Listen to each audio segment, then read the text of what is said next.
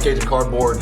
Today we're talking NBA overachievers for the 2022 season. This very brief glimpse into the 2022 season. I say brief, I mean, hell, where some teams are 13 games into the season, which is 15% of the season is complete. I know it feels like the season just started, but we're like some of these guys are 13 games into their season. That's 15% of the entire NBA season. And so you fantasy guys want to pay attention. I'm primarily looking at the player rankings in an 8-category rotisserie league, and we're going to look at 3 guys who, to date, I don't think anybody would argue have overachieved.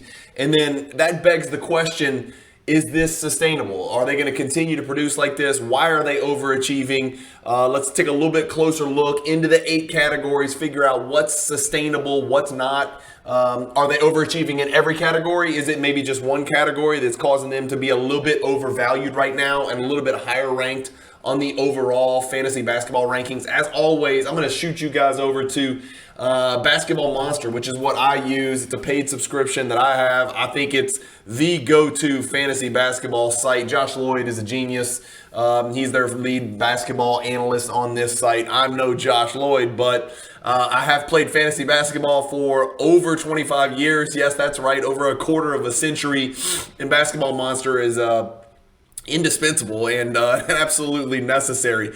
Just looking at the general rankings this year, and we're not going to go 1 through 200, right? I'll do another video on 3 guys that are vastly underachieving and whether I think that they're going to turn that around and what you guys should do if these guys are on your fantasy roster or if they're trade targets. But today we're talking about 3 guys that have overachieved thus far based on what we thought their preseason projections would be, sort of a consensus preseason projection. Nobody's going to dispute that De'Aaron Fox right here at number 14, a great player, fringe all-star, never really had a lot of talent around him, changing coaches, changing GMs, changing upper management, changing teammates, changing backcourt mates.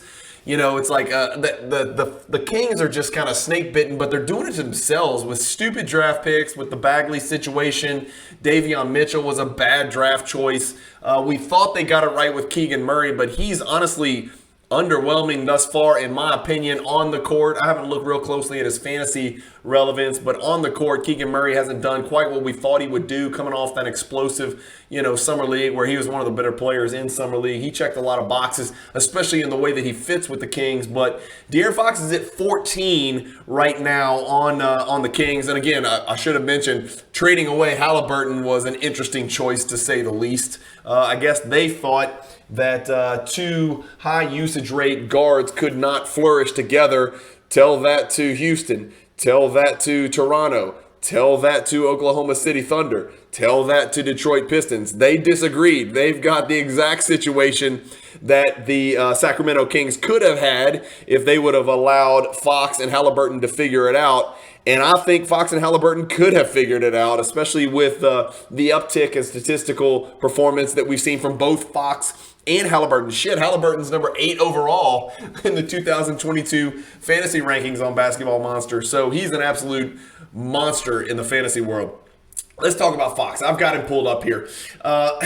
Fox is currently ranked 14th. That's much higher than most people would have projected. I would have put Fox somewhere in the 35 to 50 range, maybe 25 to 40 range, just depending on how high you were on the development of Sabonis around him, on the development of Keegan Murray around him, right? He needs those guys to produce in order to bump his assists, which historically, Fox's assist, if you look at, the last 3 seasons, 6.8, 7.2, 5.6, he's been ranked 53, 47, and 63, as you can see down here on your screen. That's where Fox's numbers have been the last 3 years. So I did think he would take a step forward. Again, he's a 2017 rookie, so I thought here we are, maybe 6 years into his career, he would finally click and go back to those all-star type numbers. The issue with Fox is shooting the ball from the perimeter. It just hasn't clicked yet for whatever reason. But this year he's shooting, at an all-time clip. He's got 1.9 threes made per game. Last year he was only 1.3 threes per game. He's never been 1.9 in the last 3 seasons.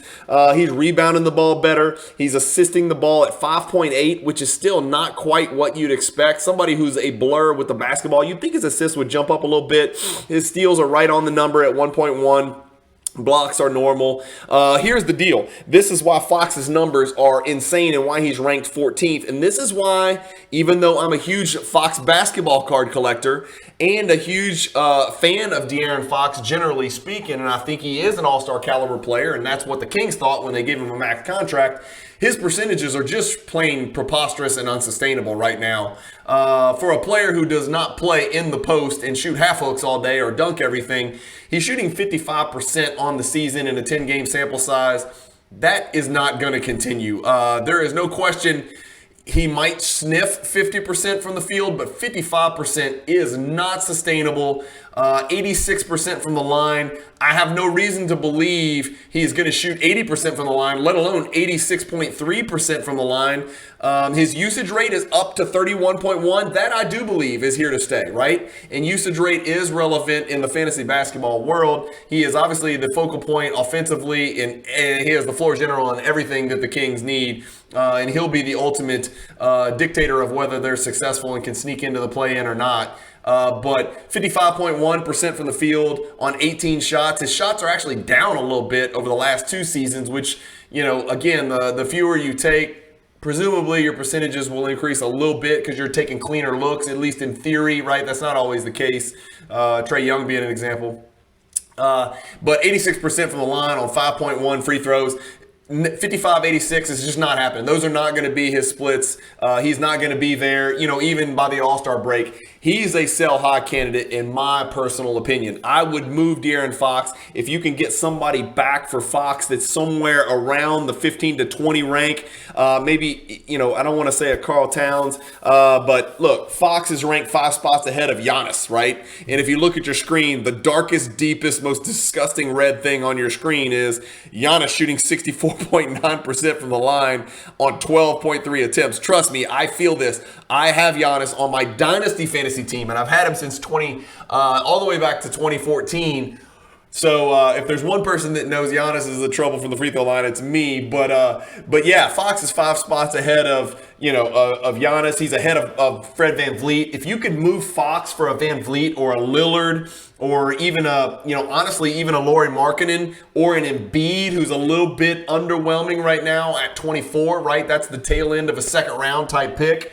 I'm moving Fox for all 3 of those guys. If you can get Paul George in your roster in a straight-up trade for De'Aaron Fox, I'd do it in a second. That's my take on Fox. Again, love Fox the player. I just don't think right now it's sustainable. I think that the overall ranking of 14 is highly dependent on 55-86 from the field and the free throw line. That's not going to continue. Next on my list is OG Anunoby, who's not ranked far behind Fox. He's ranked 21st. If we look at Anunoby historically the last 3 seasons, similar to Fox, 57, 50, 88, right? He's a good player, 4th, 5th round pick at best.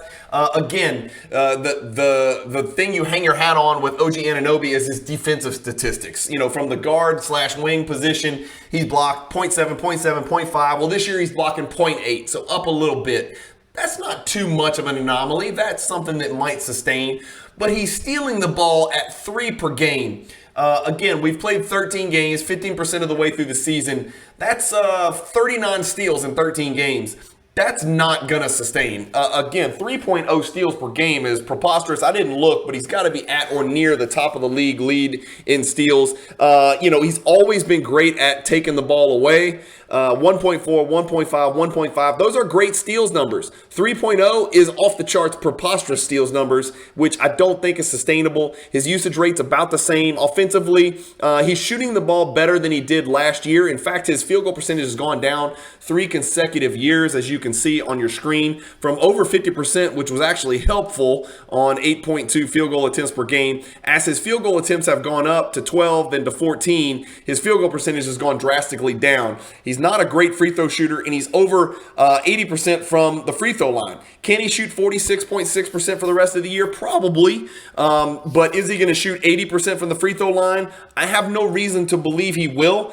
In fact, his field goal percentage last week was 75% on 3 attempts per game, which is, down in 4 games. He's kind of showing his true colors and kind of regressing to the mean. I'd suspect he'll shoot about 76, 77% on the season just based on this hot start where he shot 80% over the first 13 games. He's making fewer threes. He's rebounding the ball a lot better. Part of the reasons we've had guys in and out of the lineup, Toronto is a mess if you're trying to figure out their fantasy deal with Koloko and Boucher and Achua and even Barnes, all those guys. Barnes is going to get his minutes, although we don't know what his usage is going to be because they can't figure that out. Siakam's out for a little bit here. He's missed a couple games. I'm not sure how many more he's out for, but you're going to see, the value of OG Anunoby is going to be up during any time those guys are out. Achua is going to be out for a long while. He had a bad ankle roll that I watched when I was watching League Pass Live the other night. That did not look good. So those minutes are going to need to be eaten up by somebody, whether it's Boucher or Koloko or Barnes. Anunoby's already playing 35.3 minutes a game, which, again, the dude's a horse, man. If you look at the guy's body, he's got one of the biggest frames of any guard/wing in the league. Just giant hips, huge thighs, just big, strong kid, right? Likes to get up into you and cause problems on the defensive end.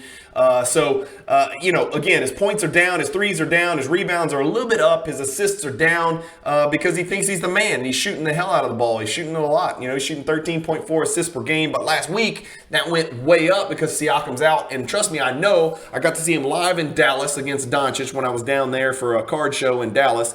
And then I watched his last game, and I forget who they were playing on League Pass. But the guy thinks he's got a massive green light. He's taking a hell of a lot of shots to the detriment of Scotty Barnes. But again, really, 3.0 steals is what's massively inflating his 21 ranking. I'm moving him, right? I'm a sell high on him as well. If you can move Anunoby and pick up a Markkanen, move Anunoby and pick up I don't like the Drew Holiday deal because, Drew Holiday, what he's doing right now, and again, he got off to a slow start.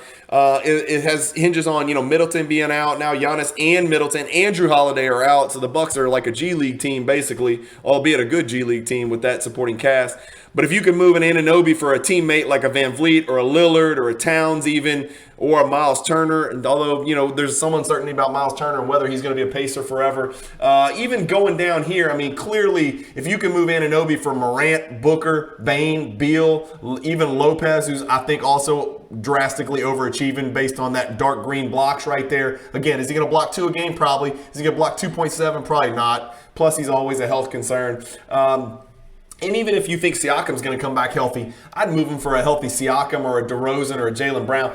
Every person ranked 25 to 36, I'm taking on my team instead of OG Anunoby. So if you can move, maybe not Wiggins, but if you can move him for any of those guys, and maybe not LeBron for injury reasons, if you can move Anunoby, I think those steals are inflating his overall value. Last on our list is Lauri Markkanen. Lauri Markkanen's ranked number 23 on the overall rankings right now. You can see him squarely, right towards the tail end of the second round. He's ranked ahead of Embiid. Again, was I really high on Lauri Markkanen going into the season? Yeah, I go find the videos. I was very, very high on Lauri Markkanen, and primarily it was because he was going to get a green light, and I thought he was going to be the alpha or the beta on Utah. He's clearly proven to be the alpha. He answered that question really early into the season. One of the most overachieving teams thus far in the season. I don't think this winning success is sustainable as a team.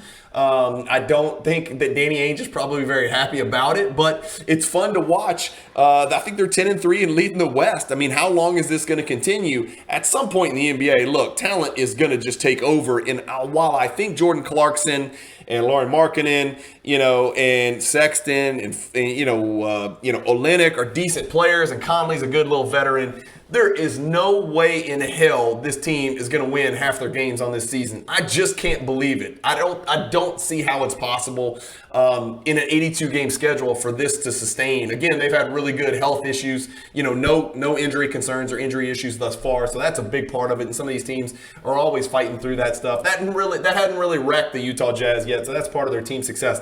But talking about Markkanen, he's ranked 23rd. I don't peg him as the 23rd best fantasy player in basketball, but look, a lot of the reason for his jump from 98th last year, he had a great season in Cleveland last year, but again, he was like, fourth fiddle, depending on how you perceive Jarrett Allen and Evan Mobley, he was only getting 11 field goal attempts a game. Look, he's jumped it all the way up to 15.8. He's 53% from the field. While that is by far a career high, Part of the reason is he's taking better shots and he's getting to take more shots. He's getting more into the flow of the game. He is getting into the post and dominating some people, but he still hasn't lost his 2.2 threes per game. 2.2 threes per game is right on the number.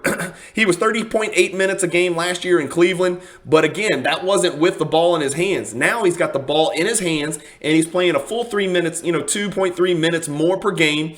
His usage rate jumped from 19 all the way up to almost 25. That's a really high usage rate, especially for a big.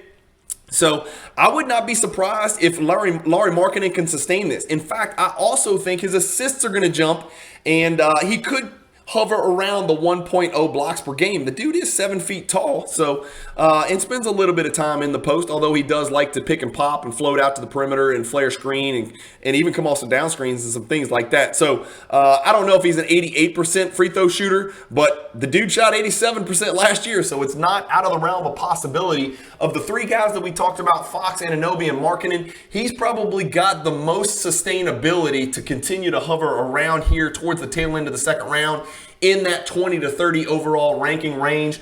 If you ask me to choose from these three guys who at the end of the year is going to have the highest ranking out of those three, I'm taking Markkanen, and it's not close. And so Markkanen, I think, is here to stay. And Markkanen, while I don't think the Jazz are here to stay at the top of the Western standings, I don't think it will be through any fault of Markkanen. I think he is sustainable. I'm not saying he's going to finish in the top 20 fantasy players in the NBA. But I know Fox and Anunoby are not. And if anybody can hover around that, 25 to 35 range, I give Markkanen the best chance to do so.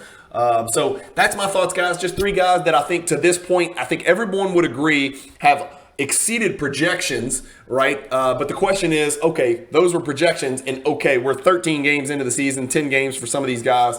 How sustainable is it? Those are my thoughts on Fox, Anunoby, and Markkanen. Markkanen's a keep. Fox is maybe a little inflated because of his splits, and Anunoby is drastically inflated because of his steals. Again, one of the best theft artists in the NBA and one of the best stocks, steals and blocks guys for the guard from the guard position, but he's a little bit beyond what was expected from him thus far with 3.8 stocks so far per game. I think that's a little heavy. I don't think that's sustainable. So anyway, just my thoughts. Thank you guys for watching. Hope you're doing great in your fantasy basketball league. Comment below. Let me know what you think about Fox, Anunoby, and Markkanen. Let me know some other guys that you see, maybe in the top 50, top 100 ranked overall fantasy rotisserie players. Remember, this is not points-based leagues, and this is not 9-cat. I'm talking 8-category true roto. Let me know of who you think is overachieving to this point and whether you think that player will be able to sustain the numbers that he's put up 15% of the way through this NBA season. Anyway, thank you guys for watching. Keep collecting. Stay positive in the hobby and in the fantasy world, and peace.